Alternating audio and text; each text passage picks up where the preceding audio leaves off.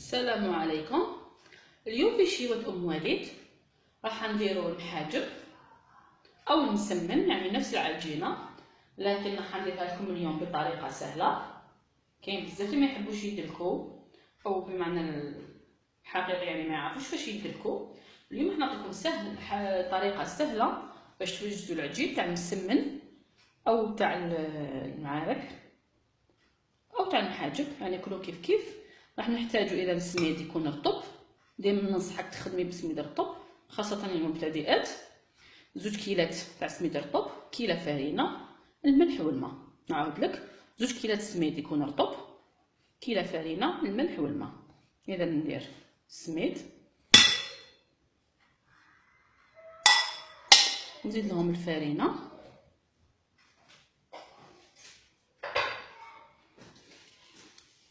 نخلطهم مليح،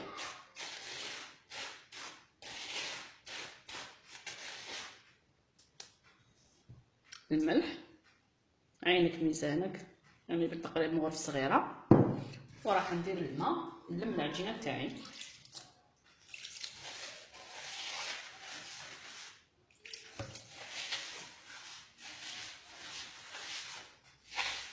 نلمها فقط.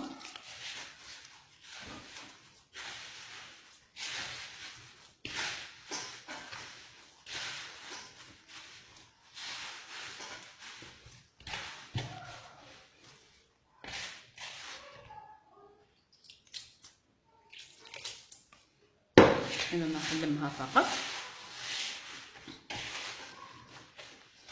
راكم تشوفوا.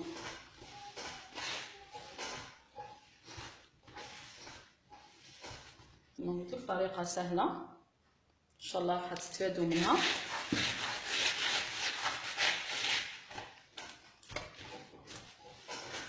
لموها لازم تكون شاده روحها، ما تكونش مطلوقه.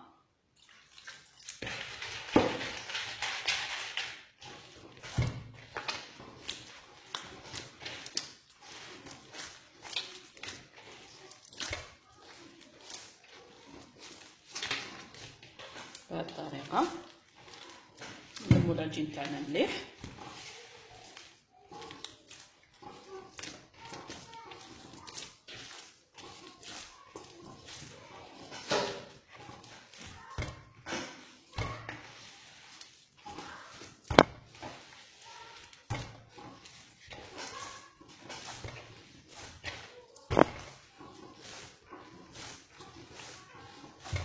اذا هنا بعد ما لميتو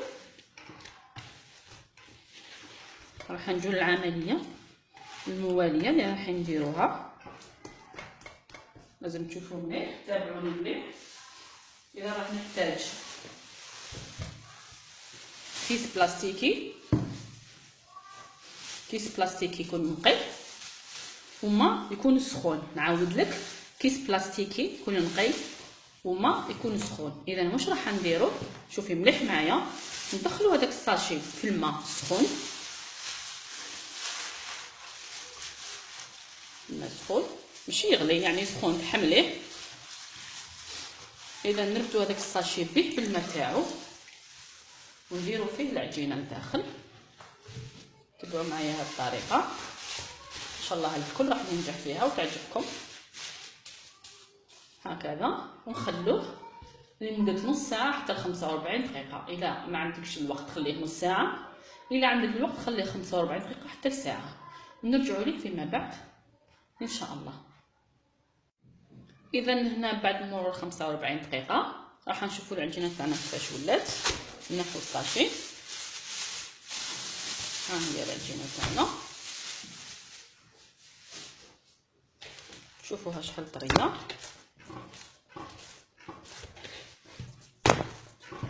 اذا راح نلمها شويه فقط باش نوريها لكم كيفاش ولات، يعني ما استعملتش فيها كامل يدي، ندلكت وحدها. ها شوفوها كيفاش راهي رطبه، شفتوها؟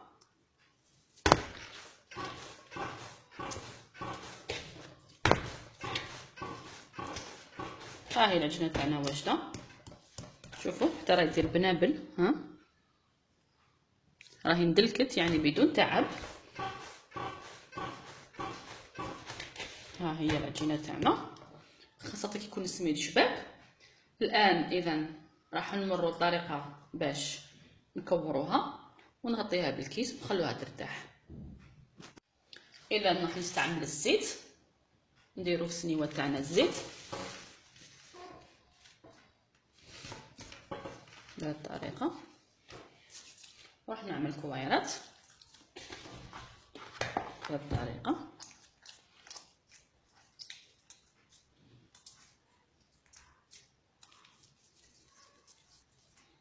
ها هما راح نزيد باش نوريكم كيفاش تخدموا. هكا كل البنات راح يتعلموا ان شاء الله باذن الله. هاكم شفتوا العجين ما دلكناهش كامل، شفتوا كيفاش جانا.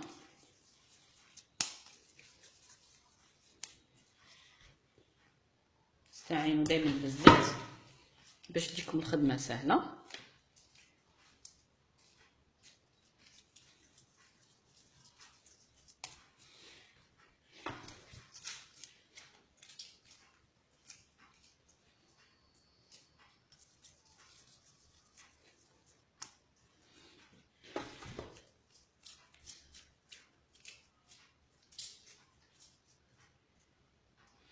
اذا انا حنكمل العجينه تاعي كامل، نديرها في السنيوه، ومن بعد كي ديروهم هكا في السنيوه نديروا كامل فوقهم الزيت بهذه الطريقه، ونغطوهم بكيس بلاستيكي ونخلوهم ساعه. يعني الوقت اللي تخدمي فيه التكتوكه تاعك بصل وطوماطيش، او ديريهم مسمن او واش حبيتي العجينه هذه، ونتلاقاو فيما بعد.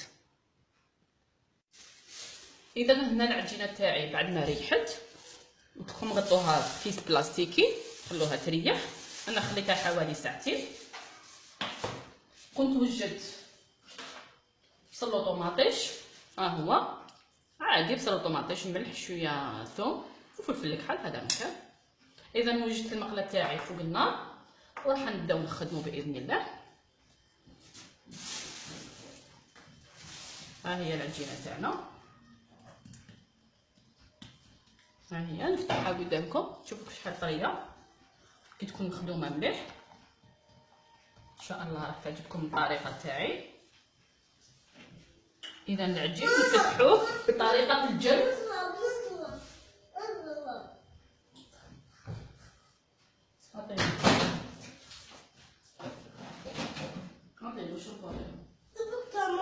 معليش هيا. اذا نفتح العجينه بيدي، شوفوا كيف تتجبد عادي. ان شاء الله تعجبكم هذه الطريقه، يعني ما فيها لا دليك لا تعب، ما فيها والو، والنتيجه ان شاء الله راح تعجبكم بزاف.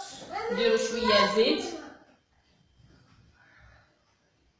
اذا نديروا العجينه بهذه الطريقه، زيت من هذه الجهه يعني نسقموها مليح ماذا بكم. اذا راح نجيب التكتوكه تاعي بصل وطوماطيش نديرها في الوسط.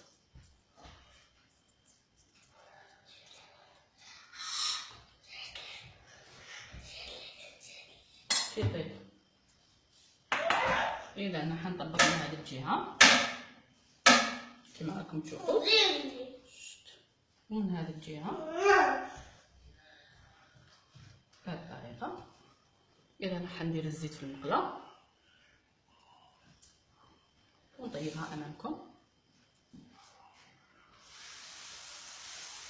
ونسقموها على شكل مربع.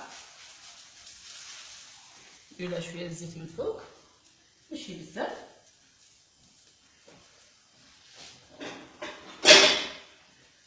هذه هي المحاجب تاعي. والان راح نطبق لكم المسمن بنفس العجين هكذا، ما ندوش وقت بزاف. يعني درت لكم وحده محاجب وراح نزيد لكم وحده تاع المسمن كما قلت لكم في العجين كما الطريقه. نزيدوا الزيت، نقلب العجينه تاعنا. اذا نشوف هذه النار تكون قليله، ما تكثروش النار بزاف، ونبداو نجبدو في العجين. العجين يتجبد يكون مخدوم مليح راح تنجحي فيه. انا راح نقطع ليه شويه معليش بهذه الطريقه. اذا نبدا نطبق بهذه الطريقه، نحاولوا كيفاش نسقموها.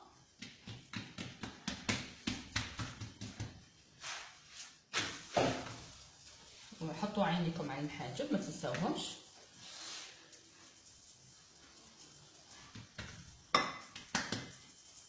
راح نزيد نطبقها ونزيد نفتحها، نسقموها على شكل مربع.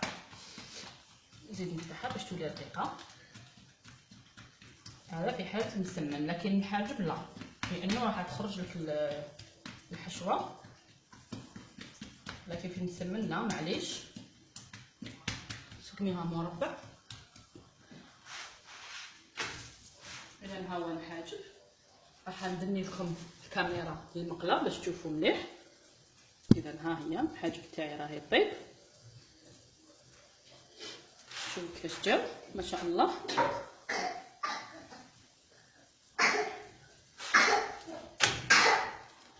خلوهم يطيبوا مليح.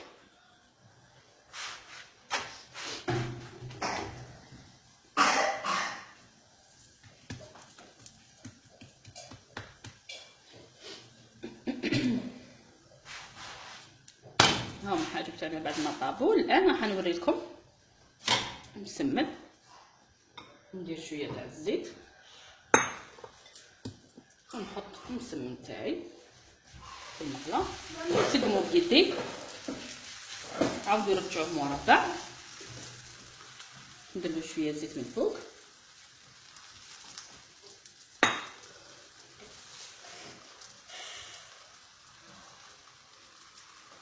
ونقلبوه. ها هو العجين راح يجي ناجح معكم باذن الله.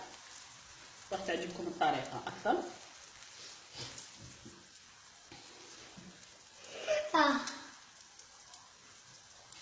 نزيد نقلبها.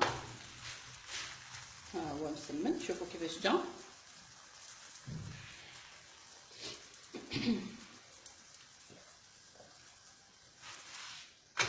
كاين بزاف يسقسوني يقولوا يعطينا طريقه تاع المسمن اللي بطريقه سهله، يعني ما نديركوش. ها هي الطريقه، ان شاء الله تعجبكم وتنجحوا فيها كامل.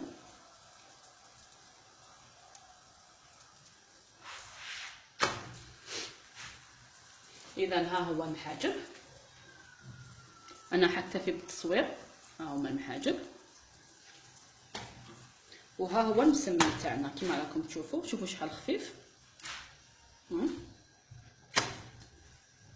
راه سخون. اذا الى عجبتكم الوصفه تاع اليوم ما عليكم غير ديروا لي جيم لا فيديو. ما تقدروا تشاركوا في قناتي حتى يصلكم الجديد. وتقدروا تتابعوني على صفحتي على الفيسبوك شهيوة وليد. والى الملتقى مع وصفه سهله، يعني نقدر نجرب كيفاش نسهل لكم الامور في الطبخ. والى الملتقى ان شاء الله.